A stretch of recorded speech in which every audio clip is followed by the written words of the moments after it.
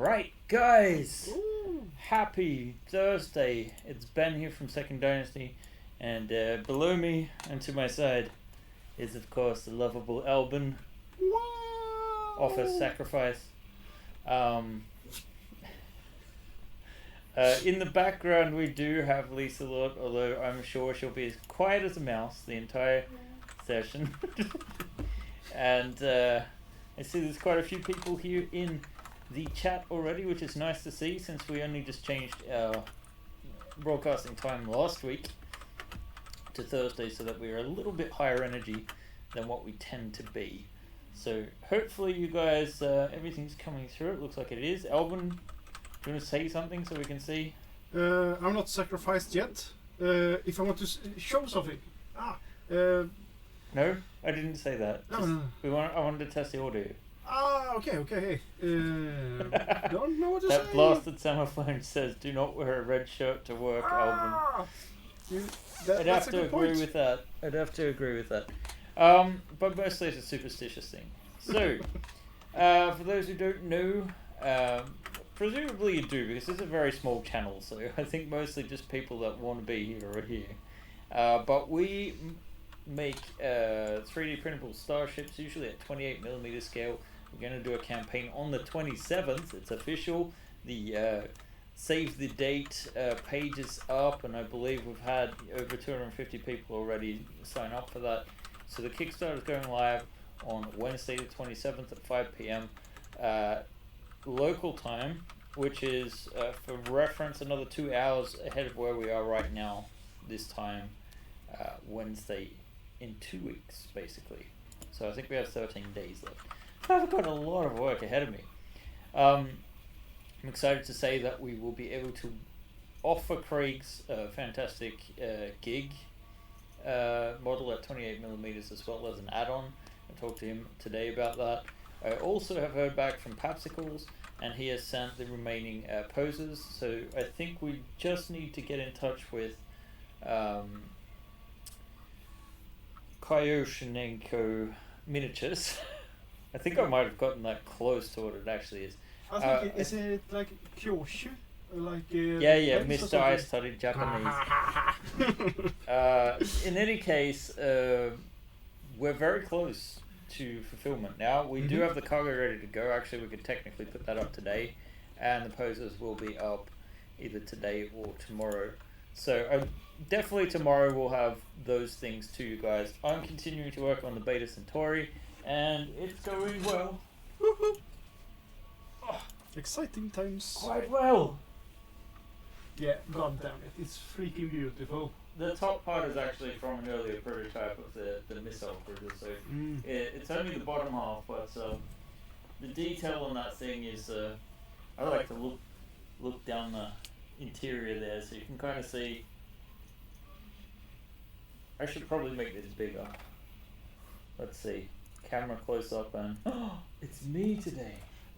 John is wondering if it's stable.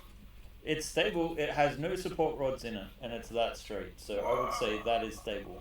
Very stable. Mind you, the last time I printed a beta, it was actually on a, and I can, give this a good jerk. It might not, yeah. Ha ha ha. So yeah, we're coming along quite nicely. There's a bit more panel detailing. You'll notice that the chamfering that was quite visible in the original beta is gone. This is a lot smoother, which is kind of like what we'll be doing today. And then we've got the front, of course, the nose. I mean, I think it looks. I get the feeling for like a sports car or something. I can't really explain it. Yeah, I like it. I like it. So of course it's not going to have these missile torpedo launchers, whatever you want to call them, but it is shaping up quite nicely. Yeah. And there we can see the intakes down the bottom. So that's the, what would you call it in Traveller? The scoops? The fuel scoops, yeah. Fuel scoops. And then you can kind of see that you will have this ladder. That one will lead to like the crawl space, and then this ladder leads up to the floor above, and then of course we have a lift in the center. So that is coming along quite nicely. Let's switch this back to the work scene. So we can see things. Let's see. Seems like you guys are impressed. Yeah, there's no support rods in that at the moment. It's just the new tight clips that I made. And they are designed to like require quite a lot of elbow grease to get in. So the idea being is you're basically wedging it together, and they're slightly shorter, so the gap should be less as well. There is a question here about the type as printing contest. Yes. If we have a link. I think John is perhaps on it, looking for it, but... yeah, it is there somewhere. I don't have it handy right this second, but we do have it on the Discord, I believe. Yeah, so in John we trust. In John, well, John can't post though, can he? So I'm gonna have to... never mind. I'll have a look. Let's see, I think... news and updates... Okay, well, here's one. So I'll copy this. Copy link. So I'm going to drop in the chat. This is the link to, like, preview the Traveller. Oh, John can post. He be winning. He beat you. John with wins. a second. Yes, you did. I am quite the loser, John. You're correct. Oh, no. But damn it, don't say that. You're my boss. I'm definitely his #1 client, so... yeah, we've got quite a lot going on in this scene. We'll take a closer look at what I'm actually up to at the moment. I've currently got this nose on the printer. It's not that much different from the original, aside from the fact that I have added... Let's turn off the... I have added just a little bit more paneling to make the details pop a bit more. And there's a grill here where there wasn't before, with these sort of like arrows, I guess. Oh, nice. And some vents, I guess, as well. So it is slightly nicer than what it was. I am considering if I should release, maybe I think it would be popular if I released some pieces that you could run through on a resin printer. Oh, that's interesting. Why isn't that selecting more? Is it just the joint, or is that... In any case, I was only going to soften that up so it doesn't look as brutal, but... it may not be the final version. I kind of would like to get slightly more of a curve than was in the base version, but yeah, it's definitely looking better than the original, I feel. And right now we're tackling this piece, and I've actually turned off the polygonal smoothing on these objects to show where the chamfering is, and we're going to get rid of that chamfering by actually adding additional detail, but only to the areas where we want it. So that requires cleaning up this mesh, and don't you just love the look of this, John? I know you do. So yeah, we'll be getting to this shortly. In the meantime, Albin, yeah. Do you have something to show, perhaps? I got a scene full of stuff. You do indeed. Maybe we should... I'm on. Yes, you're on. You're live. I'm live. Bringing the news to you from hell. No, I'm alright actually. I'm in a very good mood today. So, what are we looking at here? Oh, god damn it. Yeah, there we go. It's looking pretty good. I think it's... Just keep it slightly more to the left-hand side of your screen. More to the left hand. Yes, that'll be fine. There we go. So, I've been working on assorted cargo. That's in traveler style, most of it. So, the larger containers here, they are supposed to be size 4D up to 4A. So I think 4A is a 2x2x3. Am I saying it? 2x2x6. Okay, for container. people, let's give some context here, because okay, sorry. not everyone knows Traveller. So yeah. he was listing off a number of different cargo measurements. So the Traveller universe, usually the squares on there, deck plans. 1 inch of a square represents 1.5 meters. So when he's saying stuff like what are you saying? 2 by 2 by 6. So that's the measurement. So if we were to look into the scene here, this is a 2 by 2 by 6. Man, that looks nasty. The hell did I do? So what we have here is grids, 6 in depth, 2 in width, and 2 in height. Roughly, it's slightly smaller, so it will fit into a player area, or whatever we would call it, in a map. Yeah, basically you'll be able to put in your ship. Now, there is a caveat with these models, right? Because they're not going to fit into the Type S, most of them. Yeah, exactly. So we have also the container part of the assorted cargo thingy. So I've made a few boxes that are a bit more simpler. I mean, these are basically Ben's design originally, kind of sleek, and then I've just modified it to add like bolted lids and stuff like that, so you can remove them if you want to have like some sort of stowaway in them or something like that. They're like locked crates and gas canisters in different styles, and a water container or liquid container, whatever you would call it. And I also made a few scaffolding pieces, because I read in they're just the way I'm thinking of them are like more like scattered terrain or something like that, because apparently in Traveller you can use cargo containers that have an open frame and use it as a structural piece for heavy machinery. So I just made these kind of, they are a bit too small perhaps, but you can print them out and perhaps use it for something else in the future perhaps. So I made every box here with lids that are detachable. So they click in place with the toothed I don't know what you call it. A tooth joint, maybe? I don't know. Tooth joints or something like that. Or a peg joint, something. I think I have a example. Oh, where did you go? I have a big boy over here at least. Oh, hang on. Do we need the big camera for this? The big camera.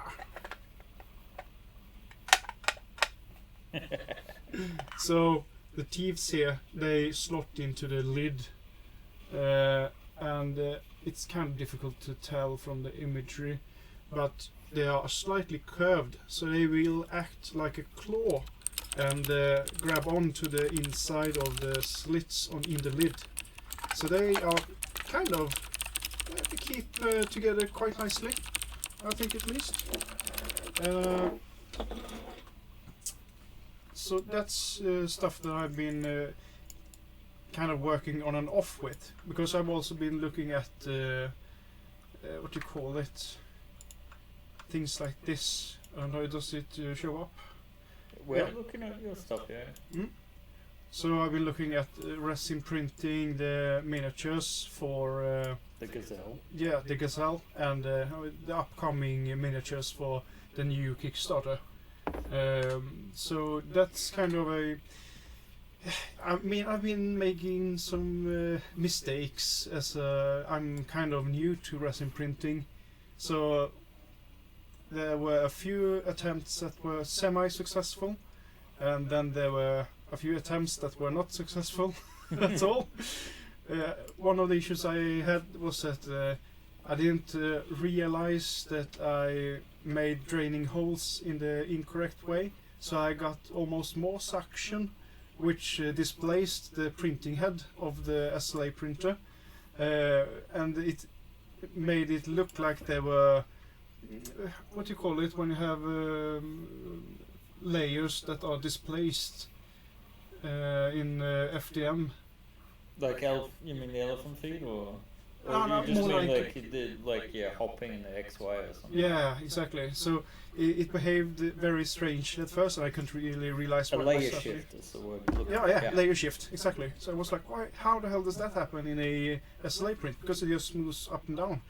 apparently the suction that I created caused the build plate to get detached from the tension you have to create when you align it to the printing surface. So you have to calibrate it. So the calibration was kind of lost. So it printed the stuff incorrectly. But so I was like tearing my hair until I realized what was the issue. Then I've been having other issues with getting the support to keep the what do you call it, the base in place, because I've been trying to do two different ways. One version is that I'm supposed to be able to build straight onto the build plate like we do with the FDM. That was kind of difficult to get to work and take the elephant footing into account, and it also created a lot of suction. So if I'm getting this correctly, I would basically need channels from the sides almost in the first layers to alleviate some of the suction, and that would look very weird on the model, so that's not really an option in this case. So I thought, okay, I need to basically put it on supports and print it at an angle. The issue is the first one that I did like that, I didn't put it on an angle, I put it straight, and that means that you have a lot of surface area that you start with, the first layer, which causes a lot of tension and what do you call it, vacuum suction on the first supports as well, and that caused issues with the model popping off. So yeah, it's kind of a work in progress thing. I'm learning things as I go along. Pulsifer says, doesn't Albin want to print the clip side directly away from the build plate for clean mating? Yeah, you could do that, I guess. The way I'm thinking is that the clip side is the side that's hidden. So I'm not quite sure if it's the good idea or not yet. But the way I'm thinking is that if I print it downwards, I would have less cleanup on and more detail on the top of the ship, because otherwise I would probably have to flip it around, and then I would have to put a lot of support in the tip, and I would continually need supports along the tip that supports the weight of the model, which would cause a lot of cratering probably on the detailing. So the reason why I print the downside is that I get quite a lot of area to put supports on that are not going to be visible. That's what I'm thinking at least. But I might be wrong. I've been wrong before all the time.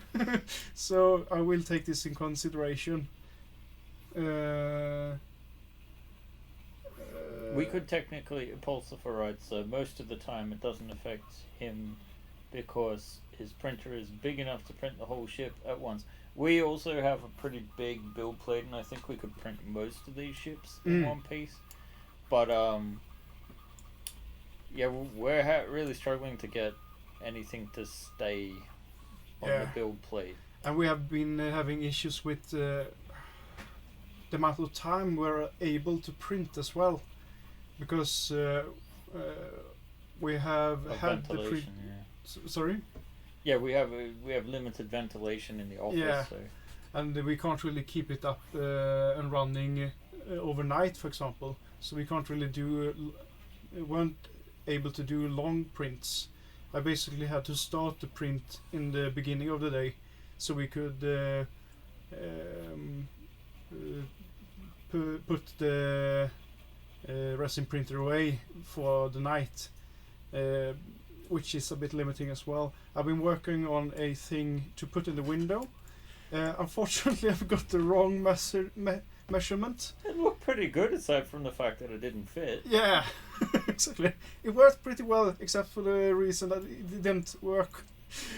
Yeah, so as I've been working at this school as well, help teaching 3D arts, it has messed up my schedule a bit, so I haven't really been able to fix that window insert as well. So hopefully I will be able to get it fixed, hopefully this evening, and we could try a print.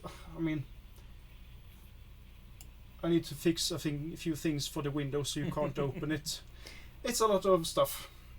Yeah, but basically our office is on a second story and it's quite hard to access the window, but we kind of like, it's also a matter of the temperatures are starting to get quite low. Like I think it was 2 degrees yesterday morning, Celsius of course. The measurement yardstick of the rest of the world.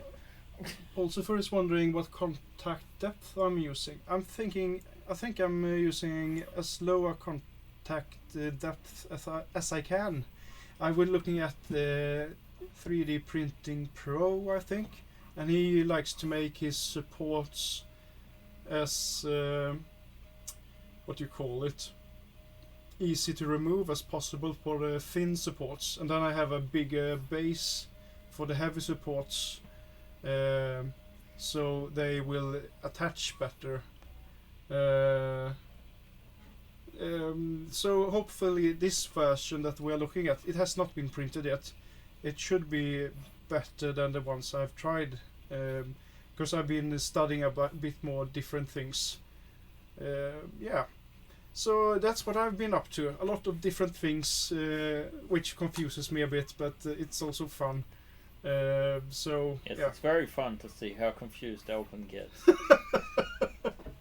All right, let's. Man, I should start a show about that, perhaps.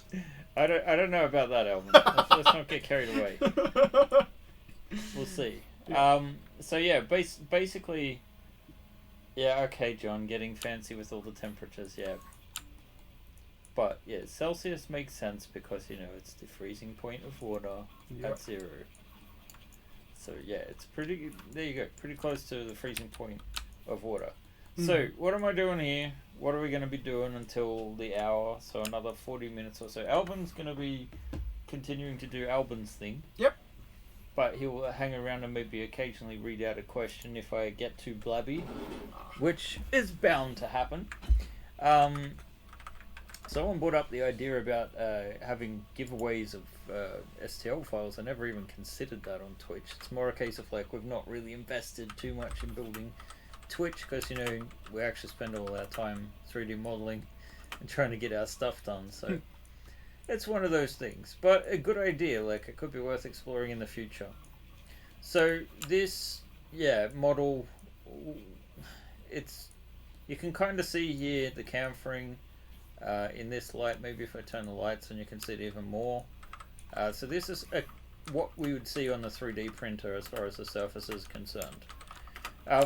It was the same case on the lower hull, but as you can sort of see here, it's much smoother now, and you're not really seeing all of those lines until you really, really zoom in quite a bit. So if I turn off the lighting again as well, you can see it's very, very difficult to see where the mesh is actually hard and pointy, so it's going to look more curved, the end result. The file sizes are still quite small, and these printed brilliantly. I think the only piece I used supports in so far has been for these RCS thruster holders. So yeah, the RCS stands for Reaction Control System. So it's basically the small thrusters that a spaceship would use to maneuver and reorient itself. Right. So yeah, basically the process is cut up portions of the mesh that we don't want, that we want to smooth essentially. So we're not smoothing more than we need to. And if I press 3 here, we see the smoothed result, and you can automatically see that you know, a lot of that chamfering's disappeared. There is some like artifacts with the way that Maya interprets hard and soft edges here, but that will clear up once we do the operation to cut it out. Some areas of the mesh, this is really dirty. This is my second ever ship. Really my first in a way. The first is always dirty. Never mind. Sorry. We're going to isolate this to work on it and ignore those comments. So basically I'm actually rebuilding some of this geometry. Like, this is good enough. It's not ideal, but it's going to end up basically... I can show you what happens if I just save this first. So if I turn this into... actually, we don't even need to turn it into that. If we go to the... let's see, attribute editor, and then we go to smooth mesh here. Not the cage, we want a smooth mesh, but display subdivisions there, and you'll see how this is going to divide it when we press 3, okay? So you can kind of see that this will be the end result, and ideally we would have a mesh here that just, you know, has straight lines there. So it might be worth considering taking out a few of these faces to keep some sharper lines, and technically we could just draw them back in. The main pain in the arse is that it creates this, but honestly it's probably not going to be too visible because the end result isn't going to have these soft edges. They'll be nice and hard, and we'll go in and take out some of the others. Are you giggling again? Such a dirty mind. Let's see, sanity is a one-trick pony. You only get one trick, rational thinking, and when you're good and crazy, the sky's the limit. So that's Albin's world. That's the world he's living in. Aha! Yeah, let's move on from that. Yeah, that's a good point. The sky's the limit. Okay, so here we have an issue where we've got essentially, let's see, there's 6 rows here, and they kind of end here, so we can't really bring them all the way down here. We need to divide it up a little bit, and we don't want to take less pieces because we're going to lose the curve somewhat. So it is a little bit about compromises. I'm even like removing lines. Like if I take this out and we remove those, we end up with a straighter result or a more curved result there. So that's probably a desirable outcome, because we're not, if we look at like the sharpness of this line, we're not losing anything by taking out, for example, these pieces here, but we are simplifying things to a point where it's not as obvious. But this is a mess, and I think there's actually some issues with the mesh, because if I press 1 again, you can see that when we do shrink it down, we're actually getting a bunch of faces that aren't turning up. Like I think if I select these, press 1, they're disappeared, right? And if I look at it from this perspective, they're not there either. So it looks like all of these are probably caused by an extrusion that we accidentally made. Let's see. On purpose. We didn't make it on purpose, Albin, no.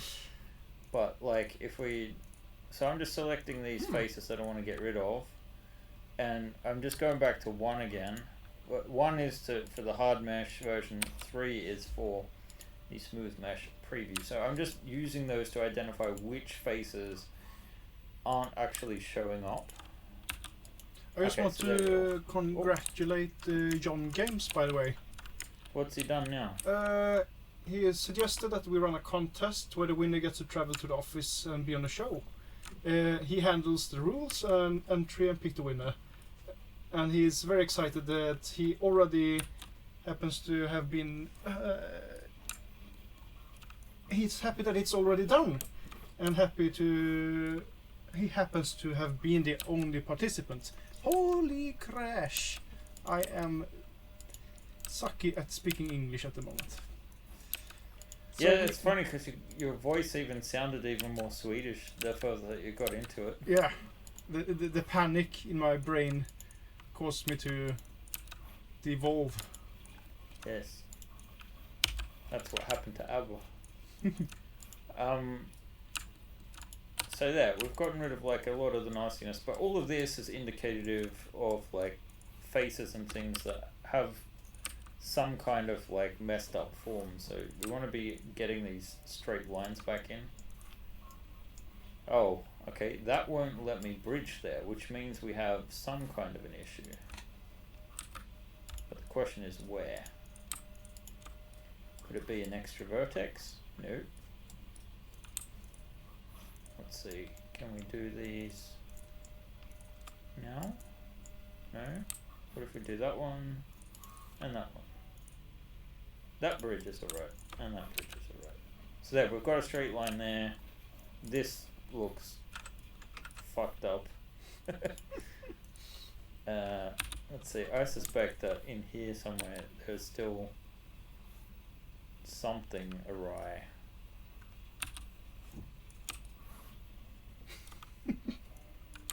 So John, congratulations, you're paying for the trip. But you're most welcome to come visit once COVID is over in the United States of America.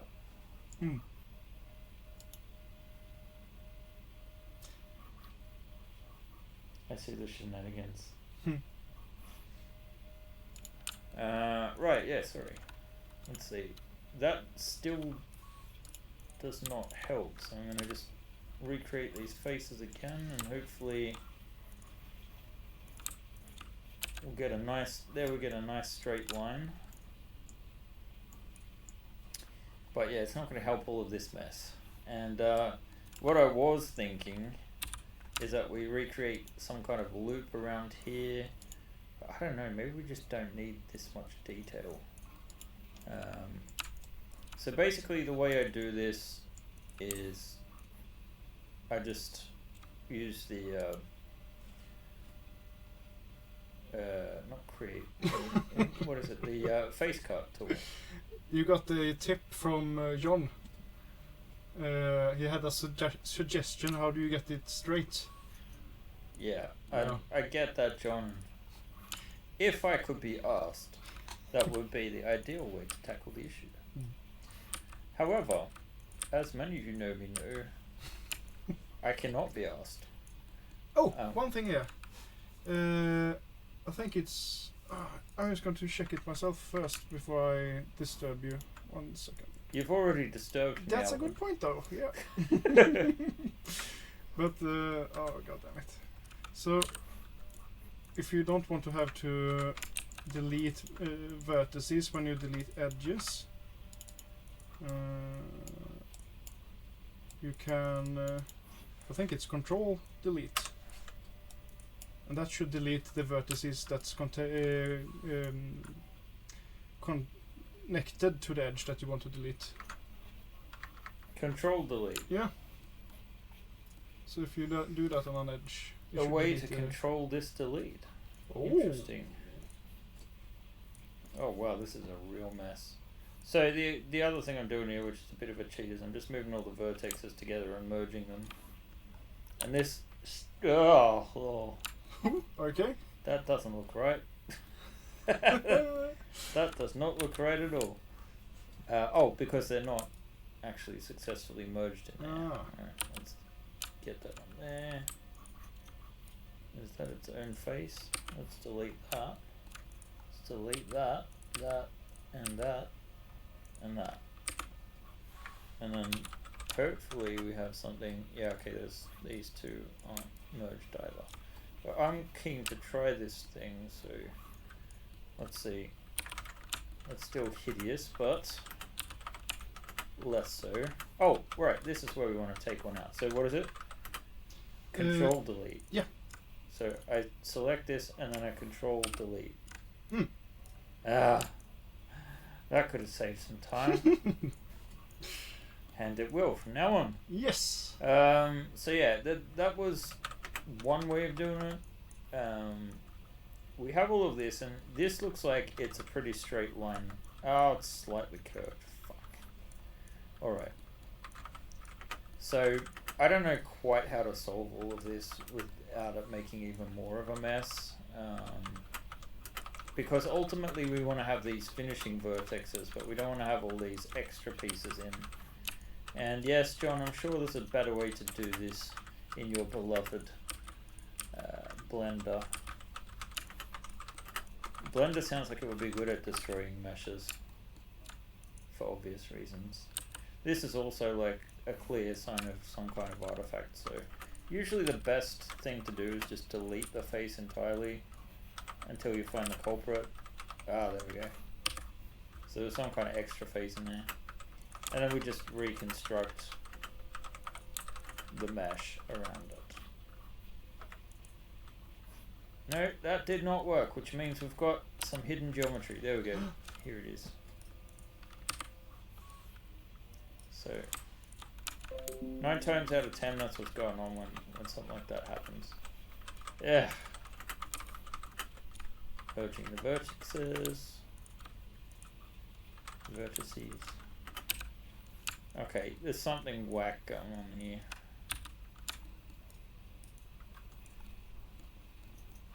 What's happening? That one and that one are supposed to be in the same spot. And now they are. Thanks to the magic of science. Is that an oxymoron? That is an oxymoron. Oh my, what just happened? What on earth just happened? That looks nasty! Maya! What is this? Oh, I'm supposed to look into the camera so I can become memes. Okay, that worked. It was something that must have happened with the I don't know what the hell just happened. But that's really strange. Yes, it's not meant to do that, No. people. Not at all. So now I've got this issue too, because that looks like it starts there and then otherwise it's a fairly straight line. What we can do is look and see what we've got on the piece here. Blessed Camouflage reminds us of the acronym PABCAC. PABCAC. Problem exists between keyboard and chair. Mm-hmm. That's a good phrase. Describes everything that Albin does. Yep. See, he agrees with me. It is true. I'm glad we don't have a HR department. Liselot? Are you interested in being the No. Who's the boss here? We don't need a HR department.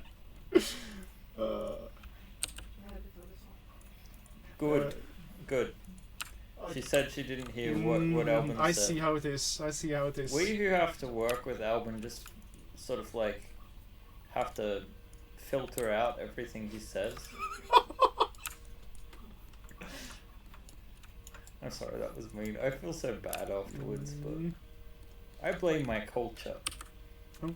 My culture is all about putting people down for no reason. I mean, that's a very Swedish culture as well, I would say. Yeah, except you do it in a passive-aggressive way. Ah, yeah, that's a good point, though. You wouldn't want to have conflict. Exactly. It's a good compromise, I guess. What am I doing? I'm trying to find... I guess the purpose of that was to make as few of these little...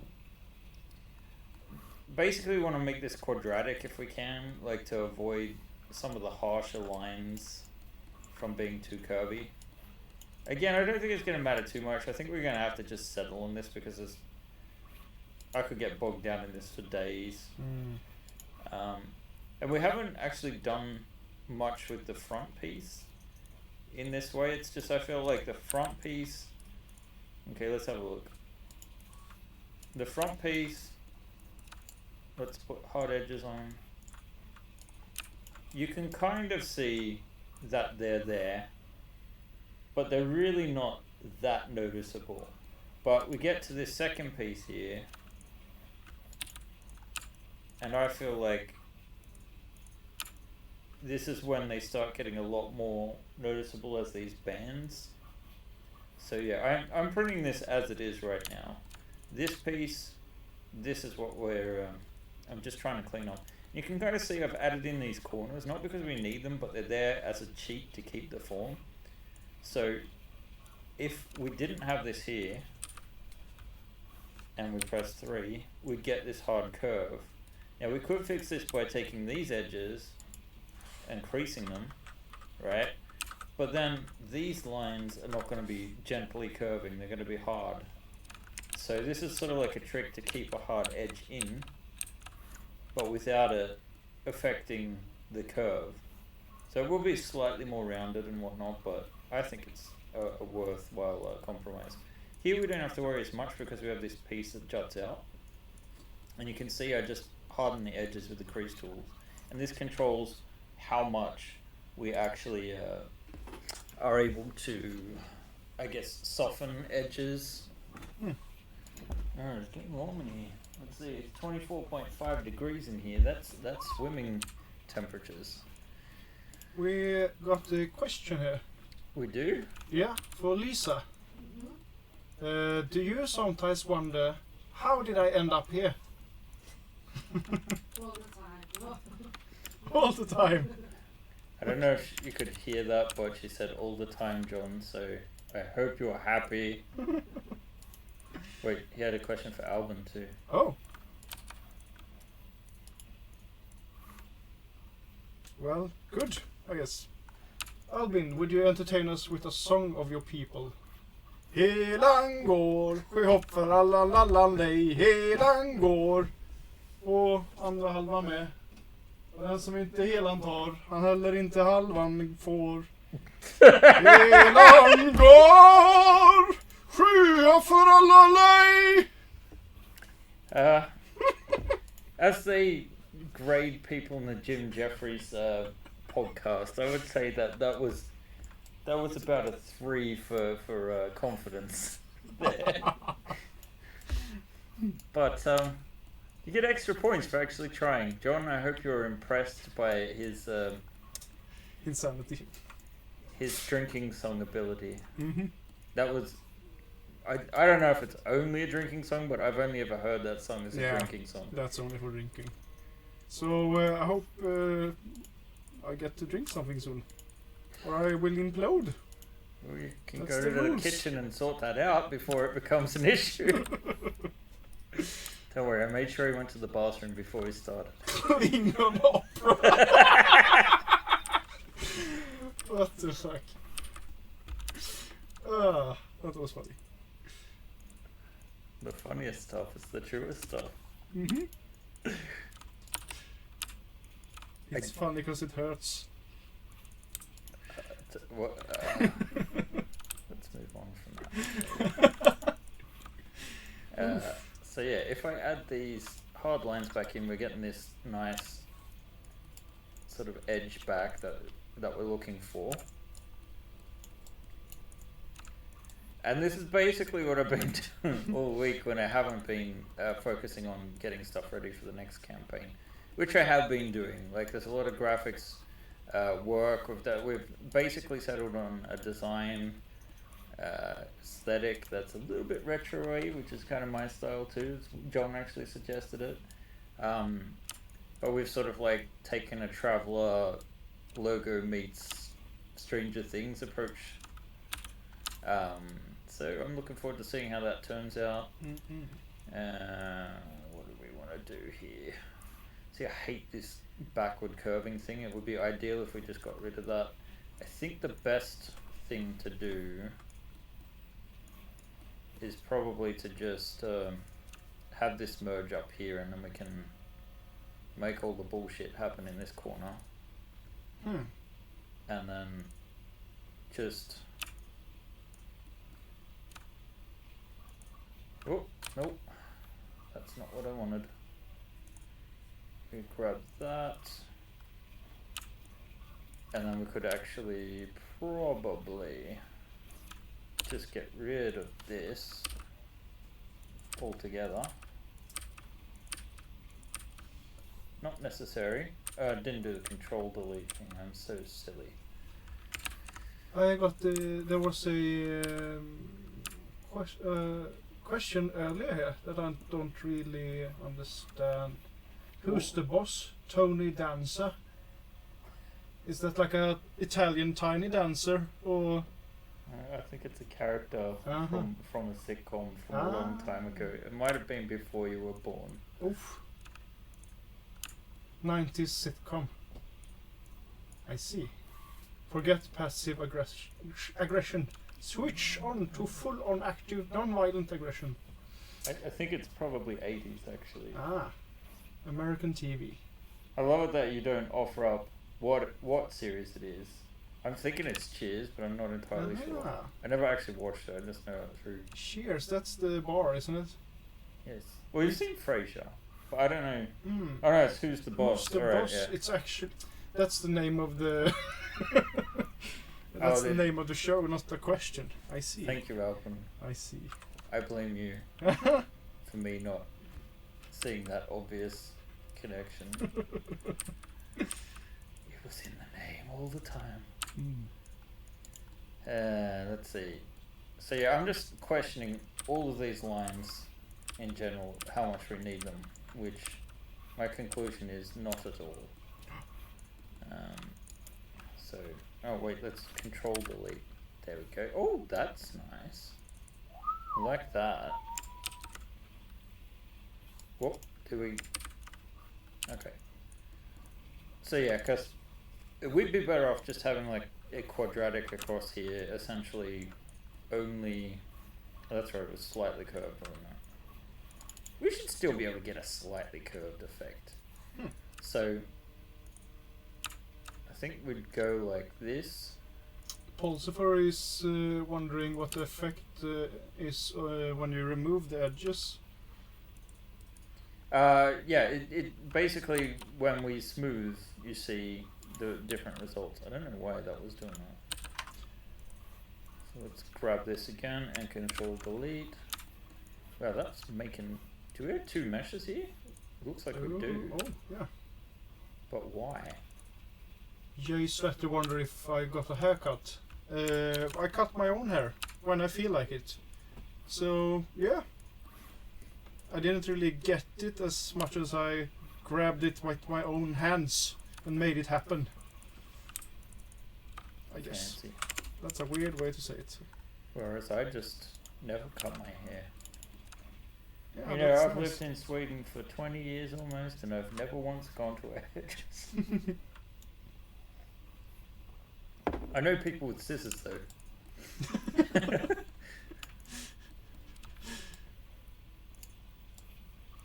It's not. Even some of your best friends have scissors. Yeah.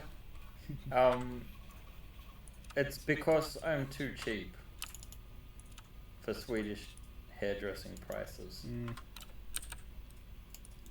And I have to say that my time starting my own business did not make me feel like those prices were justified even more. But yeah, probably helps not to go to your grandmother's hairdresser when you're a kid and get like a really cheap haircuts. It sets your expectations unrealistically. When was the last time you got your haircut professionally, Albin? Let's see now. Before Corona hit us, so I went to this really nice place called Chape here in Trollhättan. That's like a barbershop. No, that's how you call it, barbershop. It makes me think about men who sings in weird hats. Yeah, I think you're thinking of a barbershop quartet, but yes. I see. They were not singing when I got my haircut. How disappointing. Yes, a bit disappointing, but they were very pleasant and professional. They also took care of my beard, and they made excellent espresso. So that was a really nice experience, but it cost like the equivalent would be like over $100 to get your hair and beard done there. That's what I'm talking about. But it felt nice. I'm sure it did until you had to pay. Yeah. Then it was painful. So I actually got my own hair trimmer for roughly the same price, and I've been cutting myself since then. It works. You've been cutting yourself. With a hair trimmer, it's very difficult to get through the skin though. It's like it's made to not be able to cut yourself with it. Very unhappy with the product. Right. Yes. That was a joke. Yes. Okay, we've got some more mess here we need to clean up. Yeah, I might. What do you call it? I always assume people realize that I'm joking. It's kind of funny when people don't realize it. It's also very embarrassing. I'm sure you'll be fine. At least with the 10 or so people that are actually watching this. Yeah. Oh, we've got more than 10.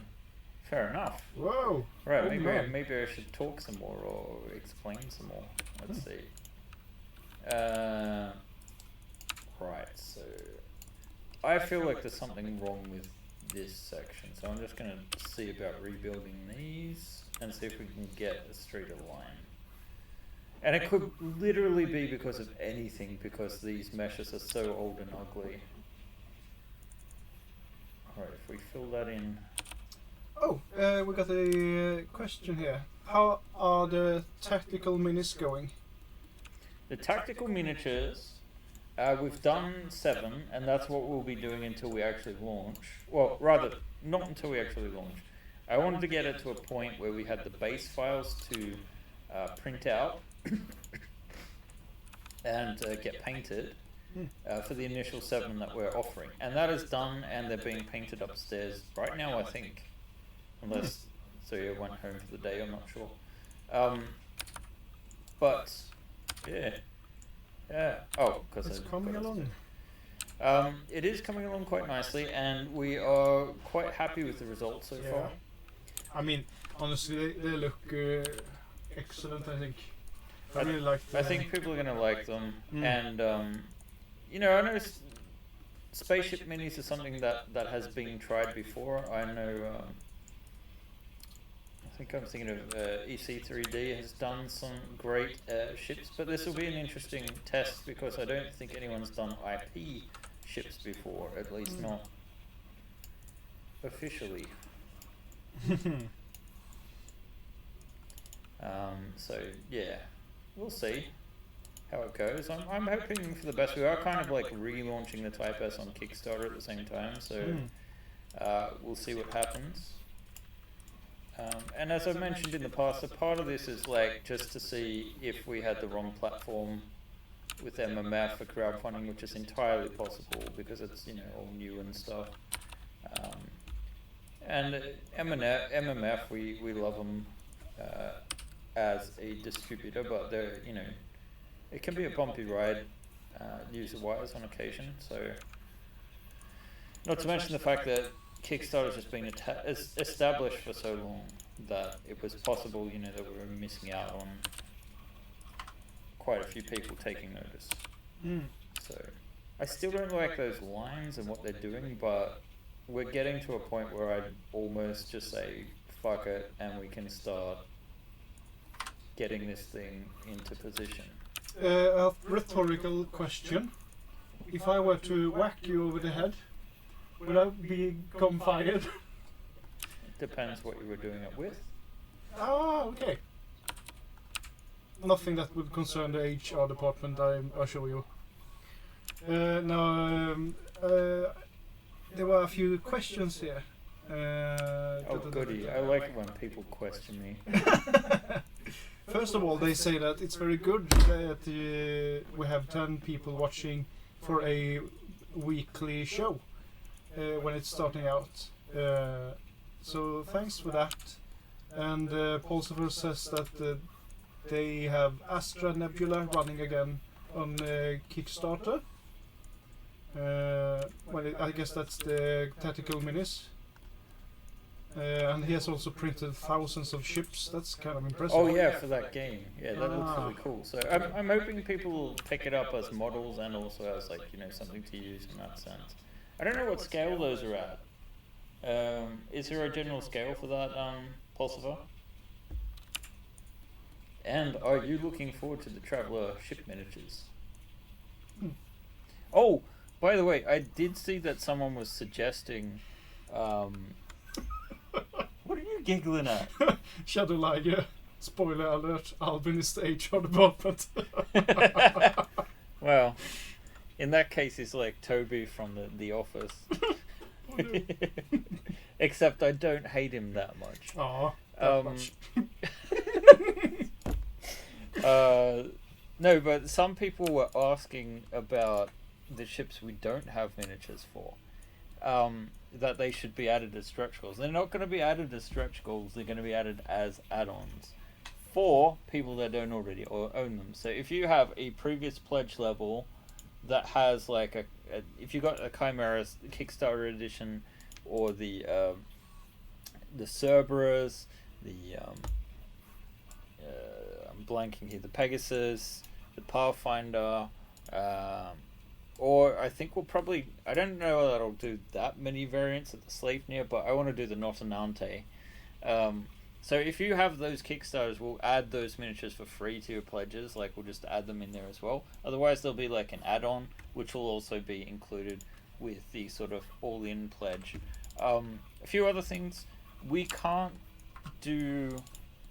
we can't do American dollars on Kickstarter.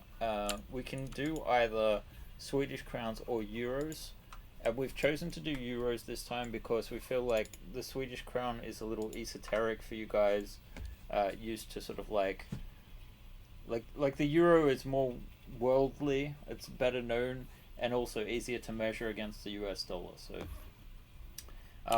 I believe it's about €1 is $1 US is 86 euro cents at the moment, so it's fairly close. I would do it in USD if I could, but in this case we can't, and so yeah, the base pledge will be 25 euros. Will include 7 ships in 2 different scales, and we're hoping to include both support for FDM and SLA on those prints, at least with the 270 versions. And of course, that's including the stretch goals, and I think we've got something like 20 ships lined up that we could potentially unlock. But to go back to the earlier question about that, we haven't actually started working on the additional meshes just yet. We'll start doing that during the campaign, because fortunately Ian's ships, he already has these great renders we can use as previews. So I just don't want to work too much on that campaign, since we have both the campaign time and then like the 2-week period afterwards while we wait for the funds to clear. I don't want to work too much on that campaign to the point where I can't put focus on my delivery responsibilities for the last one. So we will definitely have this out by launch date, I feel. And actually we're gonna end up wrapping things up just a little bit, in just a little bit, but I think it's time we actually duplicate this, hide it, and let's make this into the final result. So now if I just I'm gonna harden the edges again, so you can see that there is some chamfering if you get really close, but this is going to be really small scale details. So it's this versus what you saw before at the top of the show. And then the other different thing that we're going to do is we're going to go back and we're going to add even more detail. So I'm going to start though by removing these parts that we only really added in temporarily, and then I'll probably go back and take out a few things, like all of these edge loops are completely unnecessary. So if I just remove these like so, we can just eliminate this unnecessary extra geometry basically. And we can just take out these. So this is kind of like just a preview of what I'm going to be doing post-show today. So I'm just going to make sure I don't select anything that is like an edge here, because like if this was selected, we'd lose that vertex point. So you've got to be careful with the selections for this sort of thing, that you don't accidentally delete vertex points you want to keep in. But you can kind of see here that we've removed all of those lines, but it hasn't actually affected anything really. So yeah, the idea is to just keep in enough detail. Ooh. Okay, this is why we save. Because if I'm not mistaken, we should have had a hard edge there. So I'm going to delete this. And we're going to come all the way down through this. This is not the way that your outliner should look. Wait, what? What? Is it that one? Where is it? Did you delete it or? Oh no. Oh no. You sounded very Canadian there. Okay. Control Z, Control Z, Control Z, Control Z, Control Z. We'll see how far back we can get. Oh, there you go. Oh.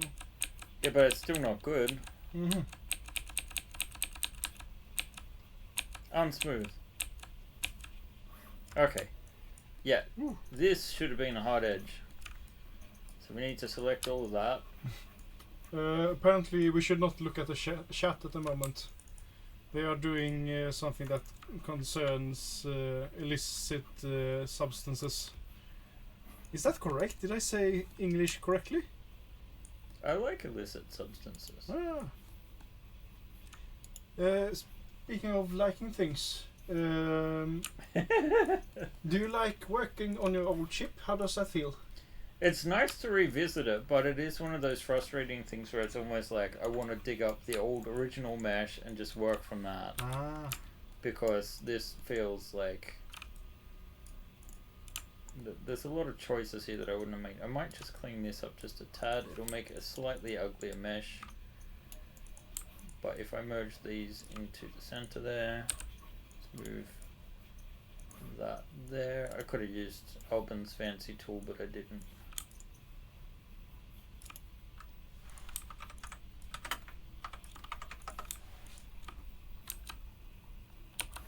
Just looks slightly cleaner.